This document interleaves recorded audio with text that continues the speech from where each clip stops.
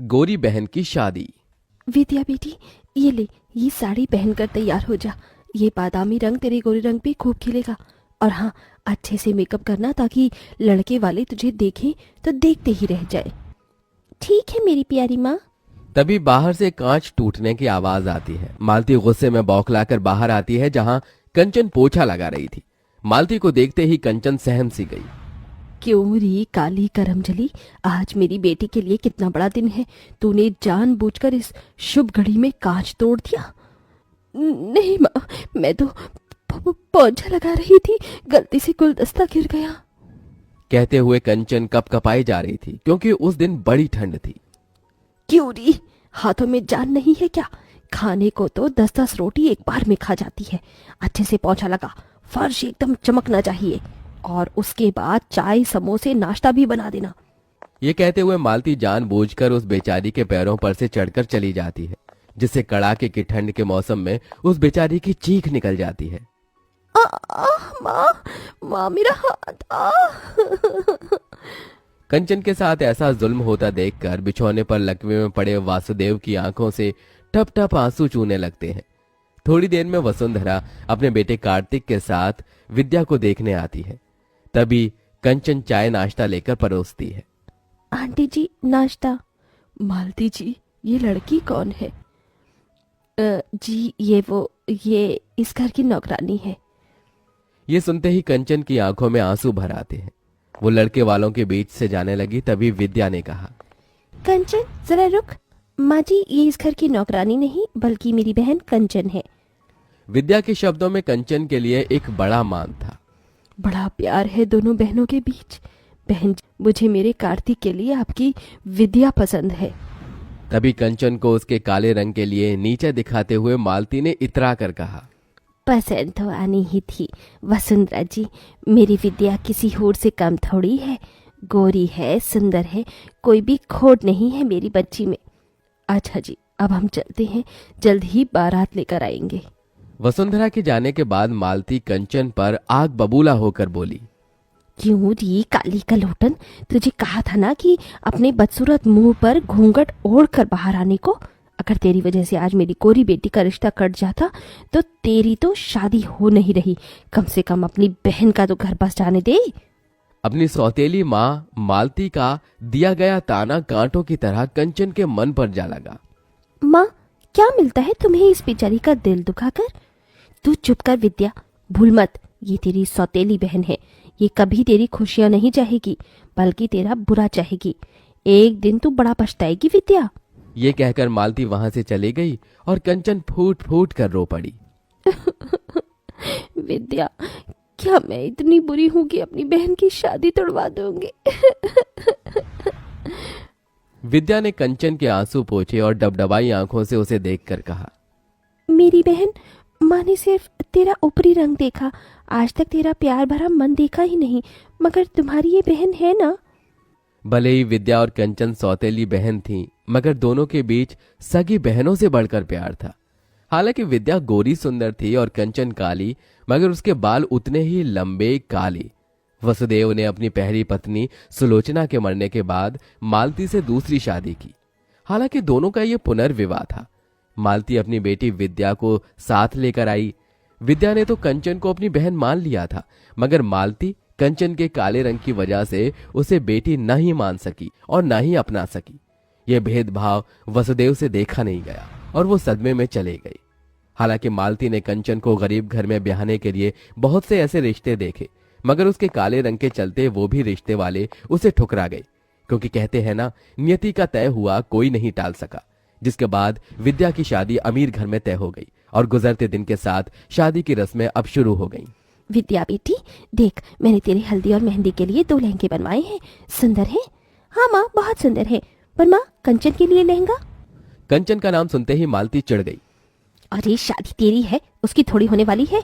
दुल्हन तू है और कंचन मेरी बहन। अरे देख, इस पीले वाले लहंगे में कितने अच्छे बेल बूटे हैं और ये हरा वाला लहंगा मेहंदी के टाइम पर पहनना है। तेरी माँ ने कैमरे वाले को भी बुलाया है और तू चिंता मत कर, उसे भी दे दूंगी मैं कपड़ा। थैंक यू माँ। मालती ने कंचन को देखते हुए उसे एक बड़ा पुराना सा सूट पहनने को दिया, जो कि कई जगह से फटा भी था। एरी कर लो, ये ले, पहन लियो तू। बिना किसी शिकायत के कंचन ने उसे स्वीकार कर लिया और विद्या को हल्दी मेहंदी लगने लगी। पड़ोसनों ने गाना बजाना भी शुरू कर दिया। हल्दी लगाओ रे, तेल चढ़ाओ रे, बन्नों का गोरा बदन चमकाओ रे। मेरी बच्ची कितनी सुंदर लग रही है। अरे मालती, अब क्या विद्या को हल्दी में ही नहला देगी? और क्या, रज रज के हल्दी लगाऊंगी, तभी तो मेरी विद्या का गोरा रंग खिलेगा। सबने बारी बारी से विद्या को हल्दी लगाई, मगर कंचन एकदम पीछे खड़ी थी। कंचन, तू अपनी बहन को हल्दी नहीं लगाएगी? आना, दूर क्यों खड़ी है? तभी मालती ने कंचन को हल्दी लगाने से रोक दिया। क्या हुआ माँ, तुमने मुझे रोक क्यों दिया? क्योंकि मैं नहीं चाहती कि तू अपने इन मनहूस काले हाथों से मेरी बेटी को हल्दी लगाए। कहीं मेरी बेटी का रिश्ता टूट गया तो? इतना अच्छा घर द्वार मिला है। मालती के साथ सभी पड़ोसन भी कंचन पर ताना कसने लगी। ठीक कह रही है मालती। अरे ये तो है ही अभागिन, दुनिया में आते ही माँ को खा गई। वही तो, इसे तो इस शादी के शुभ रस्मों से भी दूर ही रखो, इसकी काली नजर न लग जाए। होने वाली दुल्हन को वैसे भी इतनी गोरी और सुंदर जो है। बस बहुत हुआ। मैं मानती हूँ कि मेरी बहन का मुझे हल्दी लगाना मेरे लिए शुभ है। कंचन, मुझे हल्दी लगा। कंचन ने अपनी गोरी बहन को हल्दी मेहंदी लगाई, तभी कुछ हल्दी उसके चेहरे पर लग गई। हे राम, ये तो अपशकुन है। दुल्हन की हल्दी इसे भी लग गई। कंचन उस हल्दी को धोने लगी, तभी रुक जा कंचन, कहने दे इन्हें जो कहना है। मेरे लिए ये शुभ शगुन है। मुझे तो डर है बहना, कहीं ये कल लो अपनी बहन की शादी काट कर खुद ना दुल्हन बन जाए। ये सुनकर तो जैसे मालती के मन में डर बैठ गया। शादी का दिन भी आ गया। कंचन विद्या के लिए खुश भी थी और उदास भी। विद्या, आज तू अपनी इस अभागन बहन को छोड़कर ससुराल चली जाएगी और मैं इस घर में तेरे बिना अकेली रह जाऊंगी।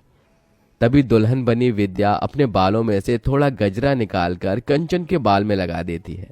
इस गजरे में तो मेरी बहन के लंबे काले बाल एकदम कह ढा रहे हैं। इतने में बारात आ जाती है। तभी मालती कंचन को अपने पास बुलाती है। माँ, आपने बुलाया? हाँ कंचन, तू अपनी बहन से कितना प्यार करती है? अचानक ये सवाल क्यों माँ? क्योंकि मैं जानती हूँ, जब से विद्या का रिश्ता इतने बड़े घर द्वार में लगा है तुझसे देखा नहीं जा रहा। इसीलिए तू ये रिश्ता काटना चाहती है ताकि तेरी ताल गल सके और तेरी कोरी बहन की जगह कार्तिक से तू शादी कर सके। ये सुनकर कंचन टूट सी गई। नहीं माँ, ऐसा नहीं है। अगर ऐसा नहीं है तो फिर क्यों सजी धजी है तू?